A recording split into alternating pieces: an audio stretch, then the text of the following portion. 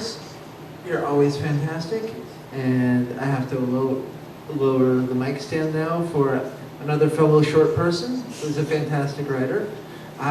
Please welcome a poet I've never seen often enough. There's a lot of these poets I remember from before, but Serena's always one of those people like, I remember her and she's really good, but never enough.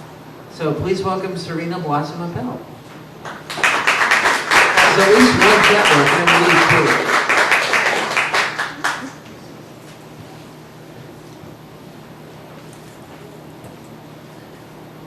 Hey, y'all.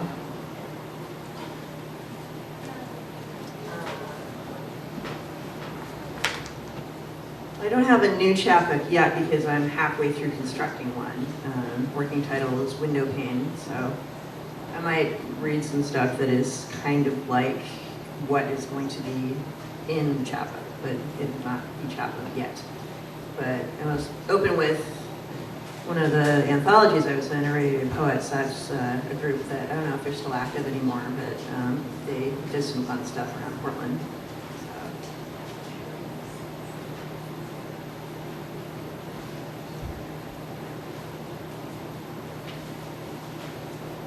Love Song to the Inquisition. It's not that we hate you, not at all. It's just that sometimes, between the space of theoretical sky and hard concrete, between dreams lining the inside of my hopeful skull and hard, cold reality, between what's expected, what's talked about, and what was said afterwards, there's simply a part of the mind that decides every so often to break out of its cell and hold everyone hostage by threatening to pull the cord on the C4 pack it spent the past 24 hours methodically smuggling in and taping to its chest. This renegade mind, it's got something to say, and it won't be satisfied until it's left tire tracks all over your front lawn.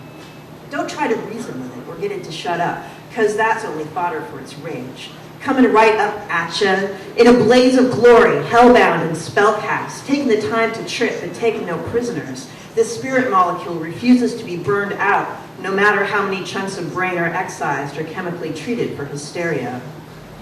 I am not the only one who has this message of warning for you.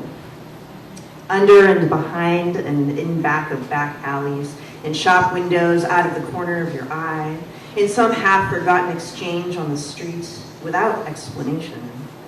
Over the car stereo, between commercial static, lodged deep in the other corner of the twist of that certain TV news anchor's smile, in the awkward pauses of friends that never get explained. That molecule lurks, man. It's difficult to describe and pointless to argue with or condemn, because how can you finish nailing your other hand if you're trying to crucify yourself? What falls out of my mouth is mine. And I do not apologize for the way that it sounded, when what it sounds like is what it is. It's not that we hate you, not at all. The world is a giant baby's ass, and we're here for the spanking. And trust me, this will hurt me far more than it's going to hurt you. No, really.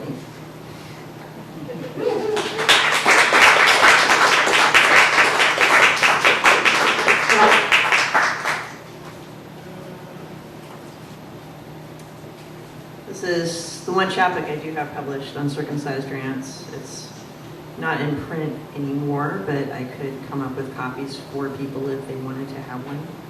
I'm just going to read this one because it's one of my favorite pieces in here.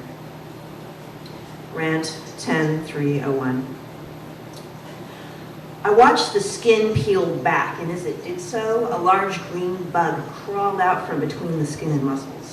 It got up and did a tap dance with little shoes that had bows on them, just like the kind girls use in dance classes, with that black patent leather shine. And we all shine on to the darkness, blithery blackness of light, raining down like water of forgetting, down to the core of my very being. I cannot stand by and watch all of my dreams get rounded up and shoved into a gray steel train bound for the gas chamber. I cannot bear to go on living knowing that my dreams are in peril of being shot and tagged by the anti-real thing task force on one of their endless safaris. They have moved into Congress and now are using the original document of the Constitution as a tablecloth as they have a Starbucks coffee tasting party, getting stains on it and blurring the ink where John Hancock signs his name. The drops of muddied imported brew curve dangerously around the edges of the script, drip down the edge of the paper, and into the upturned mouths of homeless people who have dug up through the floor and strained to catch just a drop of meaning out of the whole thing. The blasphemed water burns them, turns their faces black. The people with heads like alley cats have come to demand their paperwork back, but if they can't get it, they will settle for cutting off the feet of whoever they can reach. One of them grabs Strom Thurmond by the little toe and gets out a pocket knife. Stromy starts screaming, "I gave to the ARC last week!" and promptly collapses on the floor for the 5th time in a row.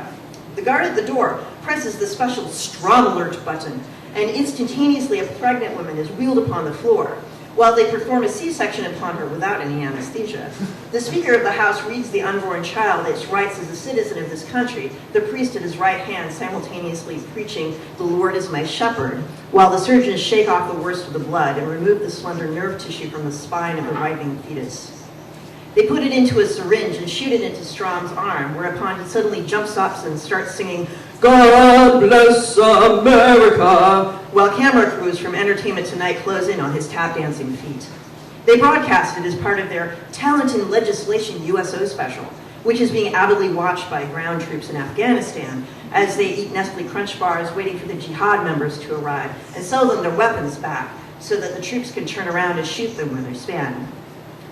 Meanwhile, I watched the skin peel back, waiting.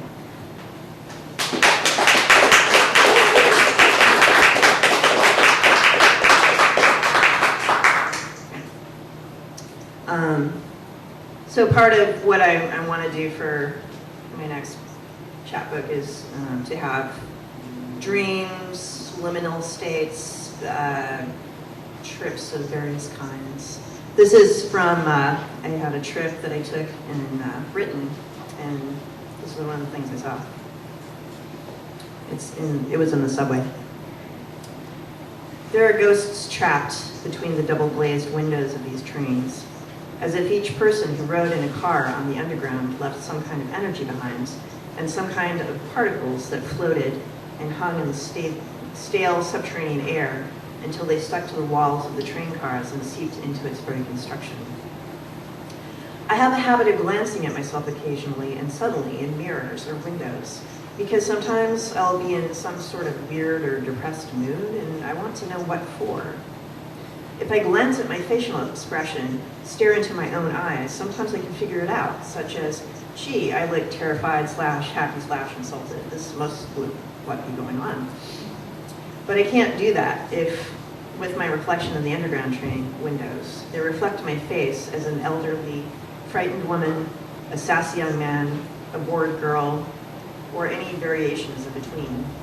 Only occasionally do I see my own face reflected, wondering what's going on, and I look to myself, but there are spirits staring back at me.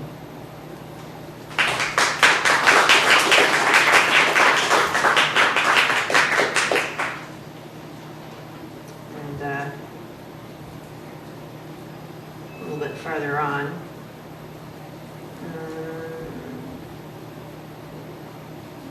yes.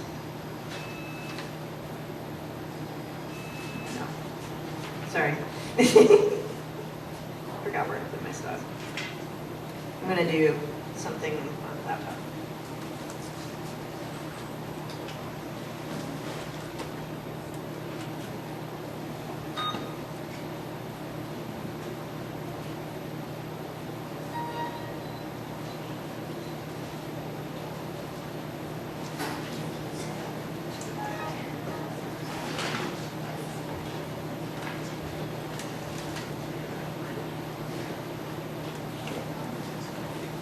This is more recent. Dragonfly girl dances when nobody's looking. To the funky fat flow, straight up grooving beats inside her head, trapped just inside her skin, cannot rest for restlessness, perpetual motion, flight, change, and direction. At a moment's notice, keeping things fast and loose. She is a morphe critter, the soul of transformative essence. She's got that special thing, that energy, that disposition that you just can't touch. But no one can take their eyes off of fleeting and vibrant as the sun on an Oregon spring afternoon, as the passage of life itself.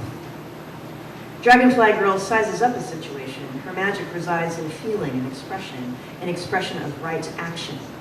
But the balance always resides on the side of fortune. She's almost never incorrect. Dragonfly Girl finishes what she starts, unless she doesn't. Like any executive decision, the will of a child, a mysterious, clear light within a burning flame, she has the ultimate power to cause change to occur.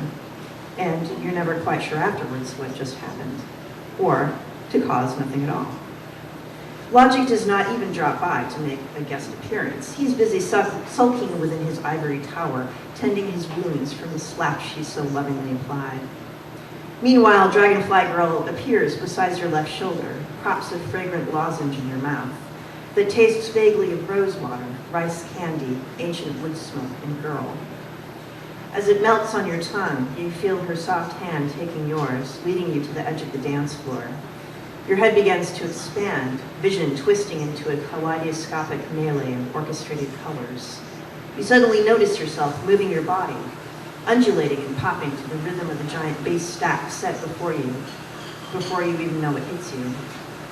Rockulated collage of ecstatic, beautiful, effervescent, spunky fellow beings, grooving and sliding all around you. The heat upon your skin radiates all throughout your vital organs. Suddenly you feel it, the sensation of being lifted by the moments, by the life force. All around you, hundreds of souls, all moving as one collective entity. And as the glitchy, rubbery dub breaks build wild to a hard and ultimate climax, it all becomes clear. You finally feel the force of love, pure and unblemished. You finally feel what it's like to fly. As the dragonfly, you feel the wings begin to extend from out of your shoulder blades, feel their skin stretching. As they unfold, flaps only a little cramped after so long in their hiding place. You take an experimental stroke upwards, realize intention that was all that was needed. Suddenly, you were skybound, you were free. Thanks.